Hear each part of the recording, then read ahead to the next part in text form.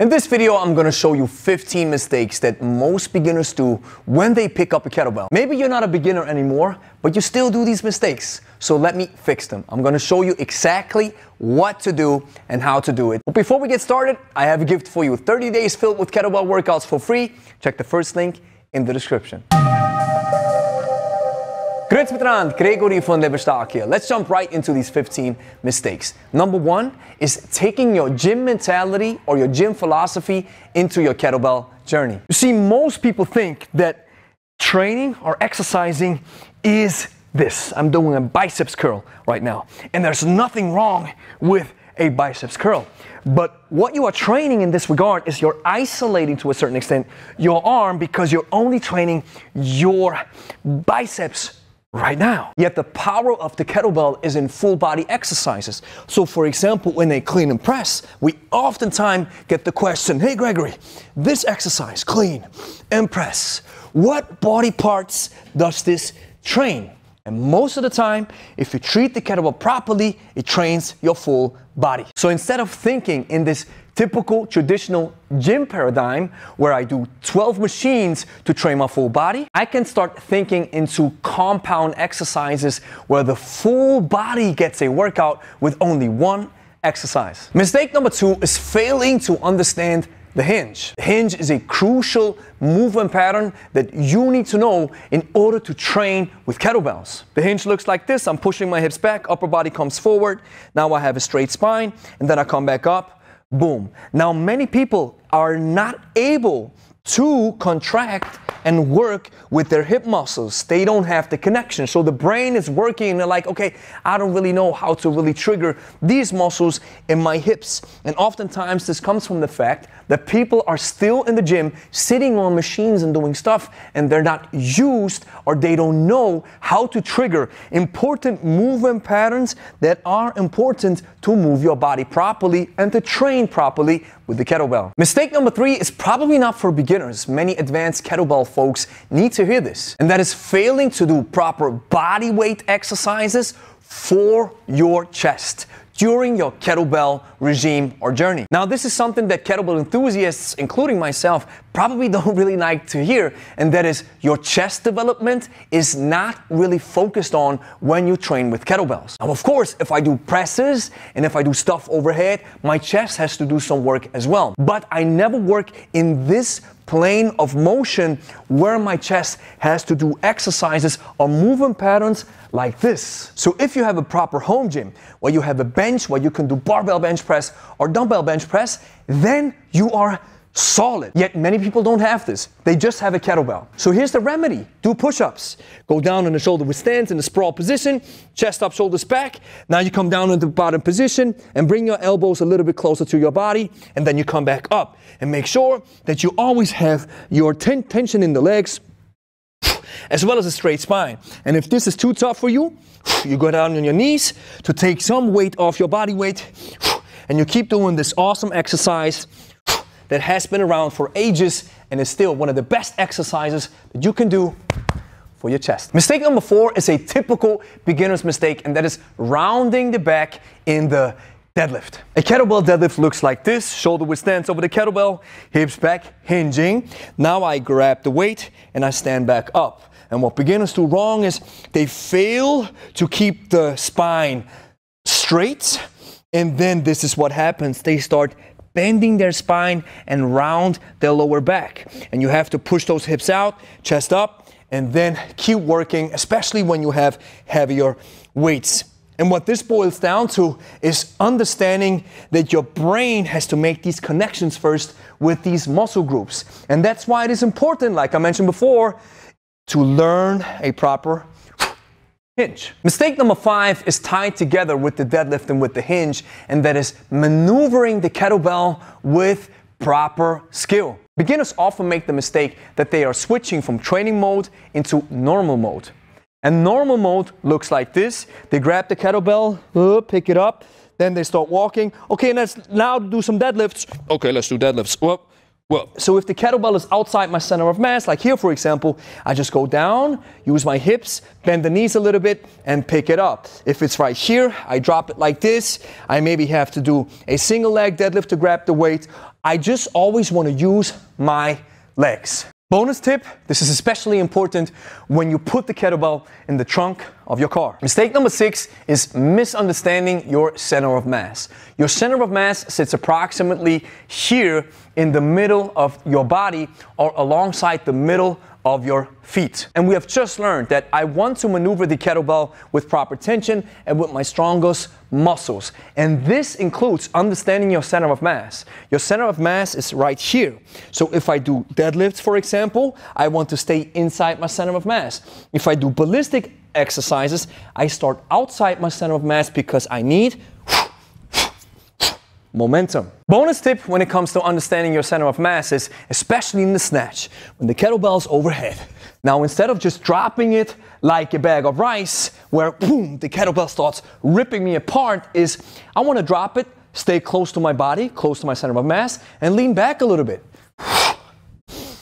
Mistake number 7 is be too arm dominant in the swing. Now, as I'm swinging weights, I want to treat my arms like hooks. Don't use too much tension, but don't be too loose. If I use too much tension, it looks like this. And then the exercise rather looks like a ballistic front raise. Now you want to keep your arms loose to a certain extent so that you let gravity do its thing. So instead of keeping arms tight like this, I want to be loose. Mistake number 8 is destroying your wrist in the clean as well as in the snatch. A proper clean looks like this. I bring the kettlebell up and then bring the elbows close to my body. 1, 2, 3. The same thing happens in the snatch. The weight now goes overhead. 1, 2, 3. Now, in order to understand a proper snatch or a proper clean, I have to understand the hand insertion. Now, a proper hand insertion absorbs the kinetic energy that's coming from the kettlebell as I'm using these ballistic exercises. If I don't absorb it, it looks like this. That's maybe your problem. 1, 2, boom. No absorption going on. I get the full force of the kinetic energy from the kettlebell. Now, here's what it looks like if I absorb it. 1, 2, 3. So I jump inside the kettlebell window with my full wrist, part of my forearm, and I break the energy right here. So in that moment, I use some muscle strength or some strength from my arm. I use some muscle to stop the energy, stop it right here, and then bring the elbow close to the body. With a snatch, however, it is a little bit more difficult. That's why you have to master the clean first before jumping into the snatch. Now, the same rules apply. I bring the kettlebell up. There's a lot of kinetic energy coming from the kettlebell, so I have to stop it approximately a little bit in front of my shoulder. So that's 1, 2, 3. It's hard to see because it happens so fast. If I don't do it, this is what happens. 1, 2, boom. Mistake number 9, not keeping the elbow close to the body and instead flaring the elbows out like this. Now, I don't want to be mean, but if you see a kettlebell coach, instructor, or teacher clean the weight like this, or like this, I'm not sure if you're getting the value for your money. Martial artists love the kettlebell, and I think one of the reasons is because kettlebell training and cleaning especially is like boxing. So you want to keep your elbows always close to your body, protecting your most important systems. So instead of doing this, which is not healthy for the shoulder, you always want to think about 1, 2, elbows close. Mistake number 10 is attached to mistake number 9, and that is pressing from a weak position. Now, I showed you the improper way to clean.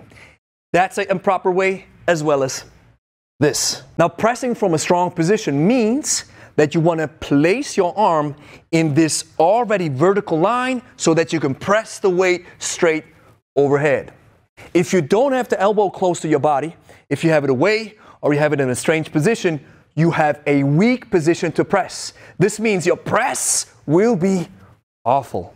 Mistake number 11 is confounding skill with form. I believe that perfect form is a myth because your body might look different than mine. You have a different arm length, different leg length, you have a longer or a shorter torso.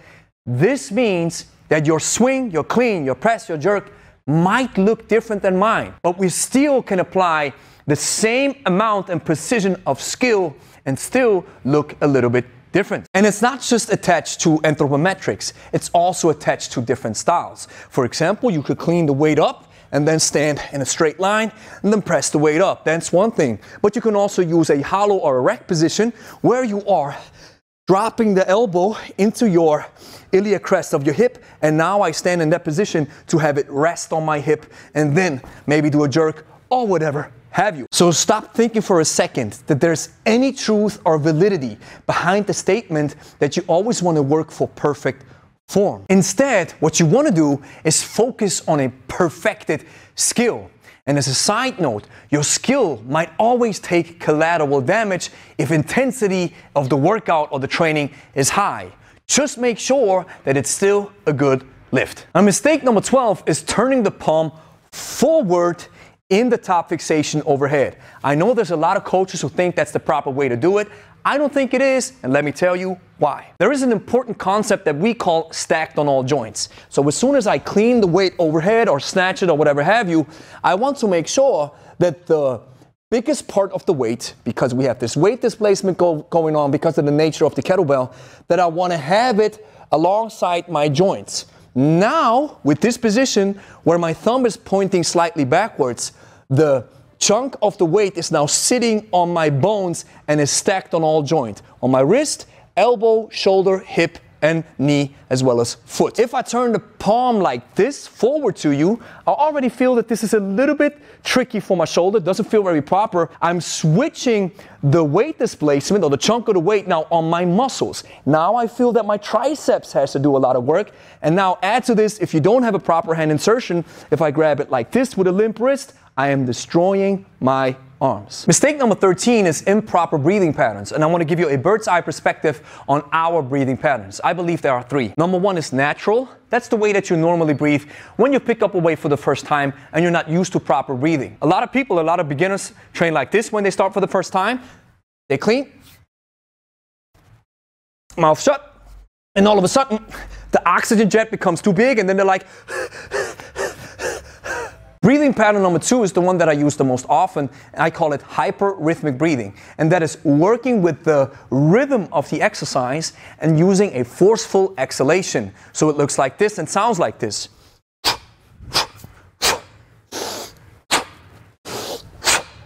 With this breathing pattern, you make use of your nose, you breathe into the nose, and you throw the trash out forcefully through your mouth. And breathing pattern number three is recovery. That's when you're trying to grab and grasp for air. And the idea is not to become in panic mode, where like, and you're hyperventilating, but the idea is to really to let your body properly recover. Mistake number 14 happens in the Turkish get-up, and right at this junction, when I come back up, at this position right here. And that is understanding a proper turn of your hips. Many people make the mistake that they just pull the front leg in like this, and then they are in trouble. Because what you are missing if you're just pulling your leg in is you're missing a proper hip turn. So it's not just pulling the leg in, it's also rotating the hips. Mistake number 15 can be two things. It can be either an advanced skill or technique, or a straight out mistake if you don't know what it really is. We call it a faulty press pattern. Now, we just showed you that in order to properly press a kettlebell, you want to work in that straight line to be as efficient as possible, because when we work in the straight line, we use the shortest distance between 2 points. Now, many people, since they still have this gym idea or tradition in their head, press like this. And as they come down, the elbows go outside, and then they come back in. Now, there's two things. First of all, the brain doesn't understand how to really work with the shoulder, so this needs some connection. And the second thing that happens is we are weak in the shoulder, so that's why we do stuff like this. We bring the elbow out.